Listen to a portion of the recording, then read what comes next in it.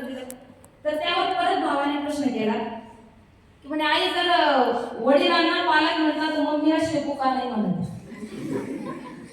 म्हणजे असे विचित्र प्रश्न असतात. पण या सगळ्या प्रश्नांची उत्तरं तुम्हाला तुमच्या आजूबाजूच्या वातावरणातून प्राप्त होतात.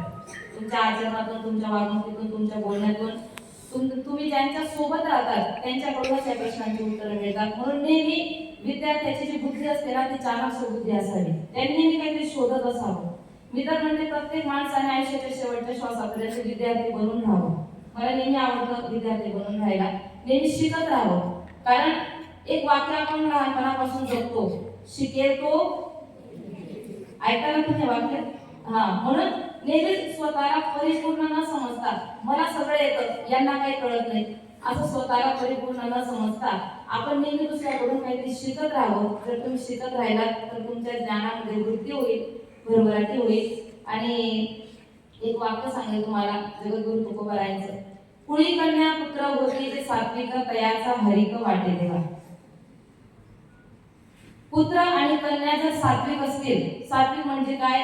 चांगलं बोलणं, चांगलं वागणं, सोप्या भाषेत सांगते, चोरी न करणं, खोटं न बोलणं, दुसऱ्याच्या वस्तूविषयी लोभ नसणं, आणि ज्या पद्धतीने आदरणीय योगेश दादांनी सांगितलं की परस्त्रिया सदा बहिणी माया, एवढा विचार जर आपल्या जीवनामध्ये तुम्ही अंमलात आणला तर नक्कीच तयाचा हरिक वाटे देणं, नक्कीच भगवंताला तुमच्या चांगल्या वागण्याचा आनंद, चांगल्या वागण्याचा हरिक वाटू शकतो. म्हणून हनुमान चालीसा वाटप झाल्यानंतर माझी सगळ्यांना विनंती असेल की तुम्ही प्रत्येकाने दिसायला जरी पुस्तक तुम्हाला छोटं वाटत असेल, काहीतरी 2 रुपये 5 रुपये जी किंमत तुम्हाला त्यावर दिसत असेल तर सज्जनो ती फक्त एका कागदाची किंमत तुम्हाला पाहायला मिळेल. पण हनुमान चालीसाची किंमत खूप मोठी आहे. एवढी मोठी आहे की तुमचं आयुष्य जरी त्याच्या मोलाला तुम्ही बाजूला ठेवलं तरी सुद्धा त्याची परतफेड आपण करू शकत नाही. म्हणून हनुमान चालीसाचा आदर करा. तुमच्याकडे जे पुस्तक दिलं जाईल त्याला व्यवस्थित जपा. तुमच्या पायाखाली येणार नाही, तुमच्याकडून चुकून दुसरीकडे तुम्ही ठेवलं जाणार नाही, असं थोडा आदर बाळगा. कारण तुम्ही ज्या गोष्टीचा आदर बाळगतात ती गोष्ट तुमच्या कृपा करते. मी नेहमी सांगते, एखादी व्यक्ती जर मृदुंग वाजवत असेल तर वाजवण्याच्या आधी ते मृदुंगाला नमस्कार करतात, कारण ती त्यांना विद्या देते.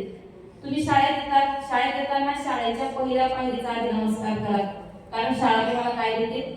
विद्या देते. तुम्ही जेवण करायला बसतात, भोजनाचा एक घास घेण्याच्या आधी त्याचा नमस्कार करा, कारण भोजन तुम्हाला तुमच्या शरीराला पुष्टी देतं. म्हणून या सगळ्या गोष्टींचा विचार करा, कारण आपण दुसऱ्याला आदर दिला तर दुसरी व्यक्ती आपल्याला आदर देते, हा व्यवहार आहे. तसं हनुमान चालीसाला जर तुम्ही आदर दिला आणि तुम्ही दररोज संध्याकाळी तुमच्या घरी अगदी 5 मिनिटांमध्ये हनुमान चालीसा म्हटला तर तुमच्या घरातलं वातावरण सुद्धा बदलू शकतो. बऱ्याच मुलांची अशी कंप्लेंट असते, आई माझे विद्यार्थी, संस्थेचे विद्यार्थी म्हणतात, आई माझी आई खूप चांगली आहे पण माझे पप्पा आहे ना संध्याकाळी त्यांना घेतल्याशिवाय जमत. असे बऱ्याच मुलांचे पप्पा असतील, आहेत का कुणाचे? बरोबर करा बरं. असतील नाही, मला माहिती ना आपल्याला सगळे देवीचेच मुलं. तर प्रत्येक मुलाची इच्छा असते की माझ्या वडिलांनी निर्देशनी बनावं, माझ्या मोठ्या भावाने निर्देशनी बनावं आणि मी सुद्धा चांगलं जीवन जगावं. तर ती सुरुवात तुम्ही तुमच्या घरामध्ये हनुमान चालीसाच्या माध्यमातून करू शकता.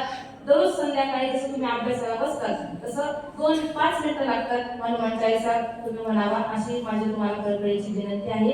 एवढं बोलून माझे 2 शब्द थांबवते. पूर्ण झाल्यानंतर एक मोठा जबरदस्त कार्यक्रम गणपतीने आयोजन करणार आहे. जो विद्यार्थी कमीत कमी वेळामध्ये सुंदर, स्वच्छ, चांगल्यापैकी हनुमान चालीसा म्हणेल, मी त्याला 5001 रुपयाचं बक्षीस देणार आहे. ज्या दिवशी परमेश्वरची बुद्धी दिली त्या दिवशी कार्यक्रम राहील, मी तुम्हाला सूचना देण्यासाठी 100% येईल. त्या निमित्ताने आम्ही त्यांचा सत्कार करू इच्छितो.